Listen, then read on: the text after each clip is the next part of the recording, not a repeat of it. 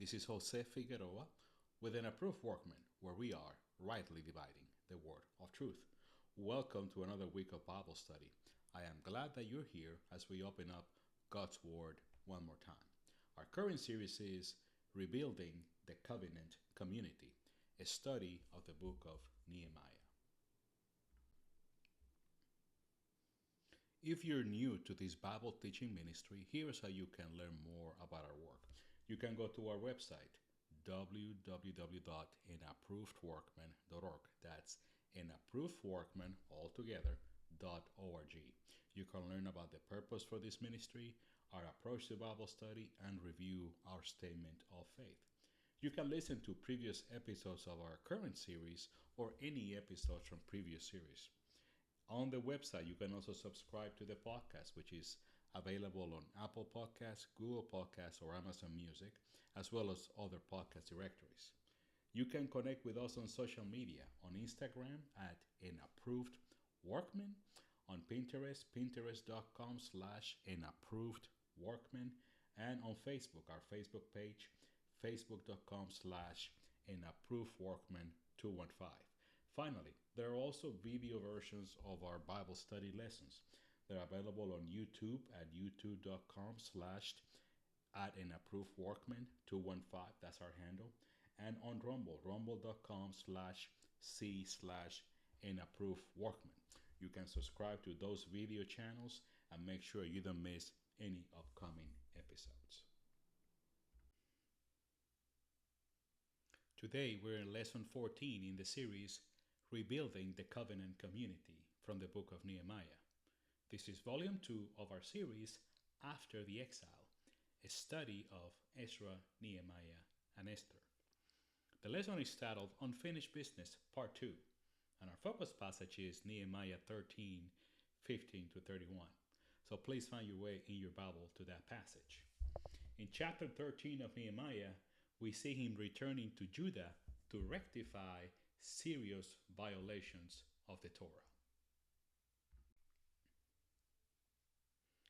In our previous episode, we began the study of the last chapter in the book of Nehemiah, chapter 13. As a way of reminder, let's see what happened at the end of Nehemiah 10.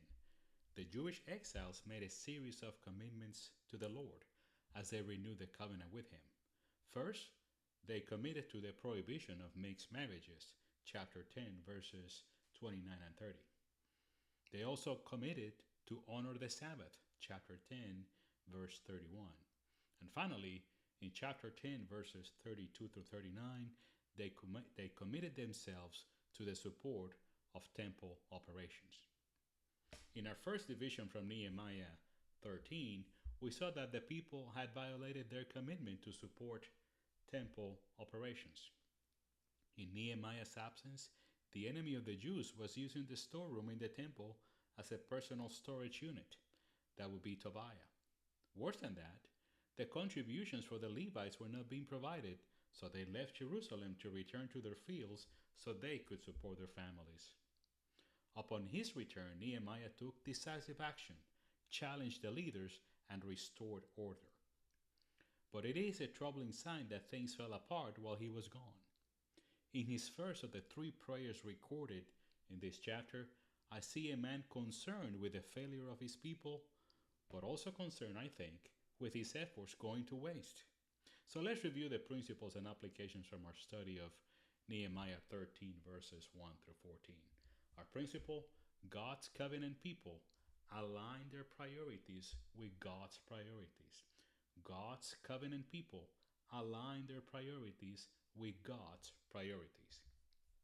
How am I neglecting God's priorities in my life? How am I neglecting or profaning my body, the temple of the Holy Spirit? If you missed that episode, I encourage you to either listen to the podcast or watch the video version of that lesson on YouTube or Rumble. In today's lesson, we will conclude the study of this last chapter of the book of Nehemiah. Unfortunately, as we will see, the people also failed their other commitments from Nehemiah 10. Let's see how Nehemiah deals with these failures. Here's our lesson outline and goal for our teaching from Nehemiah 13. Last time we looked at the sin of neglecting the temple, verses 1 through 14. Today we will focus on the sin of profaning the Sabbath, verses 15 to 22, and then the sin of mixed marriages, verses 23 through 31. And our goal for the teaching from this chapter is this: to encourage believers to remember that life with God requires devotion and continued vigilance to keep us going in the good way He has prepared for us. Again, the goal for this teaching from Nehemiah 13 is this: to encourage believers to remember that life with God requires devotion and continued vigilance to keep us going in the good way He has prepared for us. So let's go to that second division from Nehemiah 13, the sin of profaning the Sabbath, verses 15 through 22.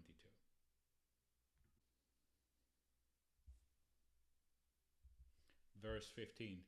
In those days I saw in Judah people who were threading wine presses on the Sabbath, and bringing in sacks of grain and loading them on donkeys, as well as wine, grapes, figs, and every kind of load. And they were bringing them into Jerusalem on the Sabbath day. So I admonished them on the day they sold food. Also, people of Tyre were living there who imported fish and all kinds of merchandise and sold them to the sons of Judah on the Sabbath, even in Jerusalem. Then I reprimanded the nobles of Judah and said to them, "What is this evil thing that you're doing by profaning the Sabbath day? Did your fathers not do the same, so that our God brought on us and on this city all this trouble?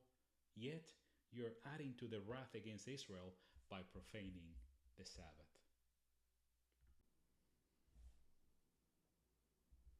Verse 19. And it came about that just as it became dark at the gates of Jerusalem before the Sabbath, I ordered that the doors be shut, and that they were not to open them until after the Sabbath.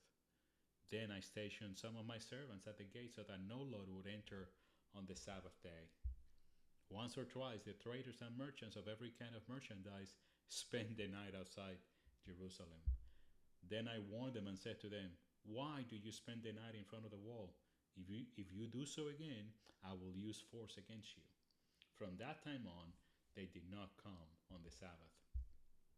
And I ordered the Levites that they were to purify themselves and come as gatekeepers to sanctify the Sabbath day. For this also remember me, my God, and have compassion on me according to the greatness of your mercy.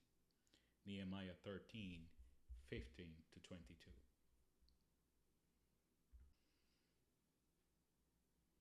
So let's get started with this division, and first let's look at the issue with the Sabbath in verses 15 and 16. We're told that Nehemiah saw people threading wine presses on the Sabbath, bringing in all kinds of loads on donkeys, along with wine, grapes, figs, and every kind of load into Jerusalem. So Nehemiah again confronted the leadership, the nobles, and as they sold the food, then he also saw the people of Tyre importing fish and other merchandise to sell to the people of Judah in Jerusalem on the Sabbath day. So again, here it is, the second commitment they failed to keep, to honor the Sabbath. Failing to keep the temple operations going was strike one. This is strike two. In his commentary on Ezra and Nehemiah, Dr. Kidner speaks on the contents of Nehemiah's actions as the failure of keeping the Sabbath was a systemic problem. He says, quote, "Before the exile, there was a growing impatience with the Sabbath law. Amos in the 8th century BC could see the merchants chafing at the weekly shutdown of business. And sure enough, by Jeremiah's time, they had had their way. Load after load of merchandise pour in and out of the city on the Sabbath." End quote. So again, this is not a new problem. It's a problem that is surfaced again even after the commitment. But even before the exile, people were already resisting that observance of the Sabbath. They were still not paying attention to it. They were not committed to it. And these people in Nehemiah's day, even after they signed a covenant, even after they committed themselves to do this, were already failing this commitment. In verses 17 and 18, Nehemiah reprimanded the nobles of Judah and challenged them on the evil they were carrying out by profaning the Sabbath. Again, it was the leaders that were failing.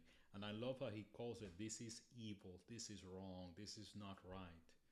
He reminded them that it was this kind of violation of the Torah that brought God's judgment again, and here they were again repeating the same offense.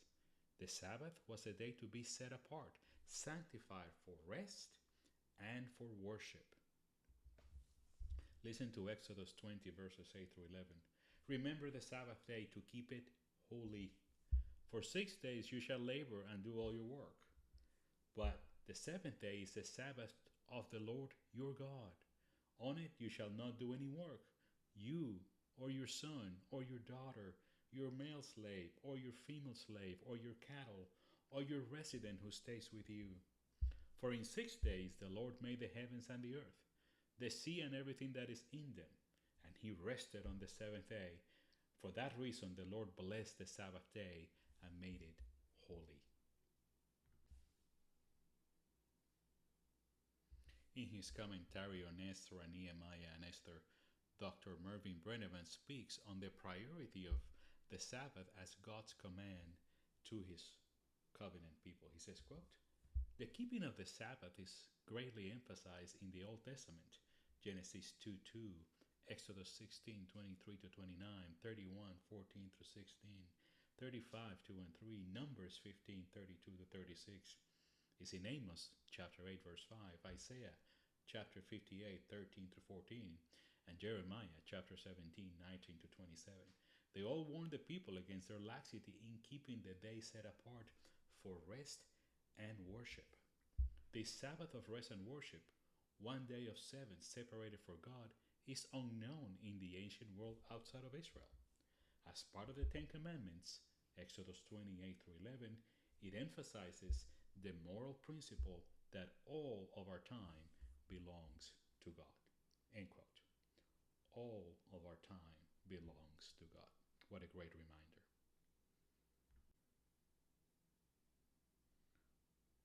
In verses 19 and 20, again, it's up to Nehemiah to fix it. He ordered the city gates to be shut just before dark as the Sabbath was about to start, and to keep them closed until after the Sabbath. He also stationed his servants, the people he could trust, and instructed them to not allow any loads to come through. Once or twice, traders and merchants spent the night outside of Jerusalem hoping to do business on the Sabbath. But in verses 21 and 22, Nehemiah warned them that if they attempted to do it again, he would use force against them. He then ordered the Levites to purify themselves and work as gatekeepers to sanctify the Sabbath day. Again, Nehemiah prayed to his God to remember him and have compassion on him according to the greatness of his mercy. This is the second of 3 similar prayers in this chapter. He is focused on receiving his approval and his commendation from God. Well, that brings us to the end of this second division. What's our principle? God's covenant people walk in obedience to God's commands. God's covenant people walk in obedience to God's commands. If you love me, you will keep my commandments. John 14:15. How am I profaning or neglecting God's ordinances in my life? How am I being careful to obey all the things he has ordained for me?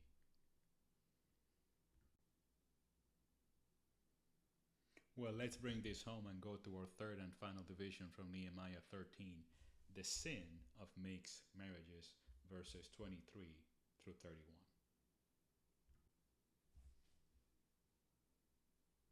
Verse 23. In those days I also saw that the Jews had married women from Ashdod, Ammon, and Moab. As for their children, half spoke in the language of Ashdod, and none of them knew how to speak the language of Judah, but only the language of his own people. So I quarreled with them and cursed them and struck some of them and pulled out their hair and made them swear by God. You shall not give your daughters to their sons, nor take any of their daughters for your sons or for yourselves. Did Solomon, the king of Israel, not sin regarding these things?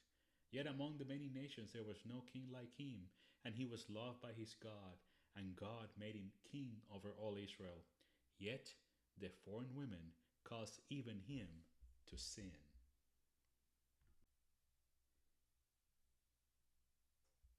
Verse 27. Has it not then been reported about you that you have committed all this great evil by acting unfaithfully against our God, by marrying foreign women? Even one of the sons of Joiada, the son of Eliashib, the high priest, became a son-in-law of Sanballat the Horonite, so I chased him away from me.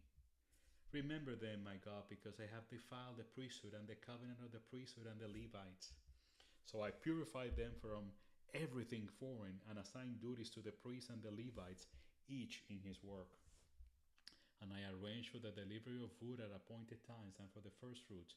Remember me, my God, for good. So let's look first at the issue of mixed marriages, verses 23 to 24. In those days, Nehemiah learned that the Jewish people had kept the custom of marriage to foreign women from Ashdod, the cities of the Philistines, and from Ammon and Moab. Half of their children spoke the language of Ashdod, and none of them spoke the language of Judah. They were completely a mixed race now. Dr. Tony Evans, from his Bible commentary, speaks on the impact our individual decisions can have on our families. He says, quote, "Within these verses, we see the results of a moral compromise. Jews had married women from Ashdod, Ammon, and Moab. The problem was not marrying someone of another race or nationality, but rather marrying someone who didn't worship and obey the one true God. The men committed immorality, and their children suffered." Let's look now at Nehemiah's corrective action, verses 25 to 31. In verse 25, he gets in their faces. He quarreled with them, cursed them, struck some of them, and pulled out their hair. He made them take an oath by God that they will no longer allow their children to marry foreigners. It was pretty drastic, but as we have learned in this study and in the study of Ezra, God expressly warned his people about intermarriage with the peoples of the land because it would lead to their downfall. Remember Deuteronomy 7 verses 1 through 4. When the Lord your God brings you into the land where you're entering to take possession of it, and he drives away many nations from before you, the Hittites, the Girgashites, the Amorites, the Canaanites, the Perizzites, the Hivites, and the Jebusites, 7 nations greater and mightier than you. And when the Lord your God turns them over to you and you defeat them, you shall utterly destroy them. You shall not make a covenant with them, nor be gracious to them. Furthermore, you shall not intermarry with them. You shall not give your daughters to their sons, nor shall you take their daughters for your sons. For they will turn your sons away from following me, and they will serve other gods. Then the anger of the Lord will be kindled against you, and he will quickly destroy you. Which is exactly what happened and in the exile. And here they are again, after their return, after signing a commitment, back to the same mistake. In verse 26, Nehemiah reminded them of Solomon's great sin in this area as he married multiple foreign wives who turned his heart away from the Lord. Look at 1 Kings 11, 1 through 4. Now King Solomon loved many foreign women along with the daughter of Pharaoh, Moabite, Ammonite, Edomite, Sidonian, and Hittite women, from the nations of which the Lord has said to the sons of Israel, "You shall not associate with them, nor shall they associate with you. They will certainly turn your heart away to follow their gods." Solomon clung to these in love. He had 700 wives who were princesses and 300 concubines, and his wives turned his heart away. For when Solomon was old, his wives turned his heart away to follow other gods, and his heart was not wholly devoted to the Lord his God, as the heart of his father David had been. This in spite of Solomon being a great king and beloved of God and having all that wisdom. These women led him to sin greatly, and it led to the divided kingdom, paving the way for the exile. In verses 27 and 28, Nehemiah confronted them with the fact that this great sin had been reported, that they had been unfaithful to the Lord. As an example, even Joiada, the son of Eliashib, the high priest, had married a foreign woman, becoming the son-in-law of another enemy of the Jews, Sanballat the Horonite. So Nehemiah kicked off Joiada from his presence. Again, drastic, decisive, but necessary action. In verse 29, Nehemiah prays again. He prayed that God to remember the evil these men had done by defiling the covenant of the priesthood and the Levites. He prays for God's just judgment on them. This was a very serious and a very repeated offense. In his Bible commentary, Dr. John MacArthur summarizes all the violations the Jews had committed despite the many promises they made. He says, quote, both the priests and the people had married pagans of the land in violation of the Mosaic law, the earlier reforms of Ezra, and their own covenant. Malachi spoke against this sin. End quote. Again, the problem persists. People make commitments, they don't honor them. People say they're going to do one thing, they do another. And it was repeated again, and Nehemiah is doing his very best to try to stem the tide, to keep the people going in the right direction. But he's having a very, very tough time. Let's close with verses 30 to 31. Nehemiah proceeded to purify everything from foreign influence, assign the duties for the priests and the Levites, and also arrange for the delivery of wood at the appointed times, and also for the first fruits to be gathered. He closes his journal by praying a third time for God to remember him in a good way for all that he had done. Nehemiah was a man of both prayer and action. Dr. Brenneman speaks on some key lessons we can take from Nehemiah. He says, quote, we can learn many practical lessons in Christian leadership from Nehemiah. Nehemiah reminds us that the tolerance of evil leads to spiritual stagnation, which leads to indifference on doctrinal matters. The final result is moral and spiritual degeneration. In order to have lasting results, reform and revival require constant renewal and constant courage. It takes work to maintain the correct priorities. End quote. It does take work. It takes attention. It takes purpose. It takes intentionality.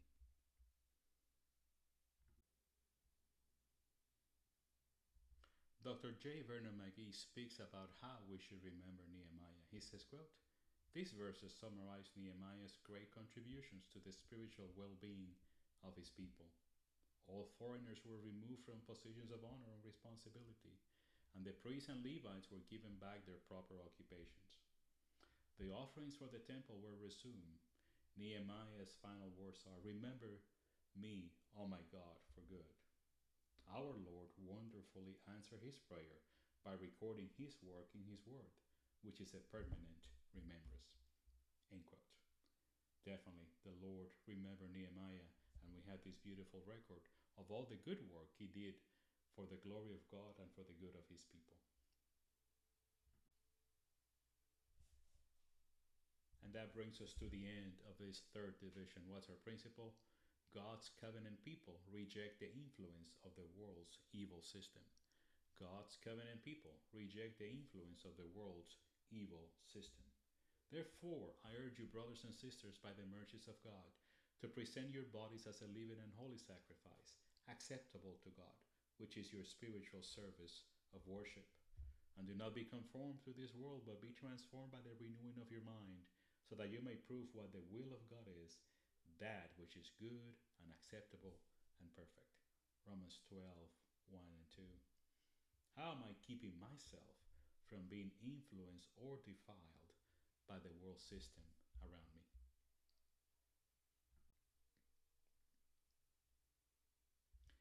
That's our teaching from Nehemiah 13. What can we learn from this book and from Nehemiah? Before I give you my closing thoughts, I want to hear from Dr. Derek Kittner as he talks about how God answered Nehemiah's prayers in this chapter. He says, quote, but Nehemiah's work was the making of his people. His reforming zeal, partnered by the educative thoroughness of Ezra, gave to post-exilic Israel a virility and clarity of faith which it never wholly lost. This would have been the memorial most to his liking. This, indeed, now crowned by the lasting benefits of his book to the Christian church, surely constitutes a major part of heaven's answer to his repeated prayer, remember me, O my God, for good. End quote.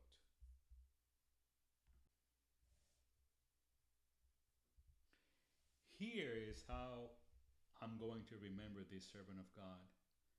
He is a great example of leadership, but also of a man who knew the scriptures well and who was deeply committed to his God. He was a man of both prayer and action. Let's all strive to live and to lead like Nehemiah. First, he was completely dependent on God. Prayer was his natural response to any challenge, from reacting to the news of the situation in Jerusalem in chapter 1 and 2, from interceding for his people on behalf of the king or talking to the king, for looking for wisdom on how to handle everything. Prayer was his natural response, whether he was facing a challenge or facing conflict or opposition. He was completely dependent on God. Second, he was compassionate for his people. His heart broke for the condition of the exiles. He sought their well being even when they did not seem to care that much themselves. Even when they didn't care about doing the right thing and obeying Yahweh for their own benefit, Nehemiah persisted because he loved them. He had compassion for them. It was his job to look for the well being of his people. He took it upon himself.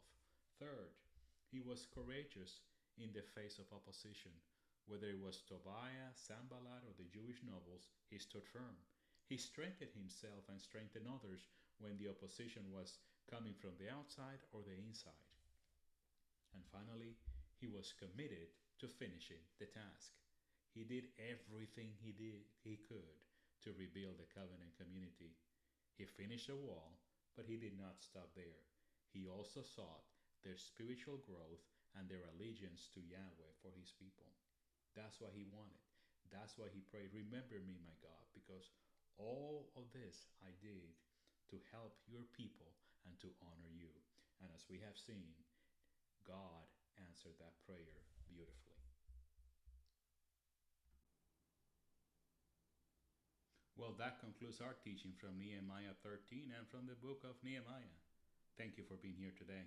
In our next episode, we will begin our study of the book of Esther, volume 3, in our study after the exile.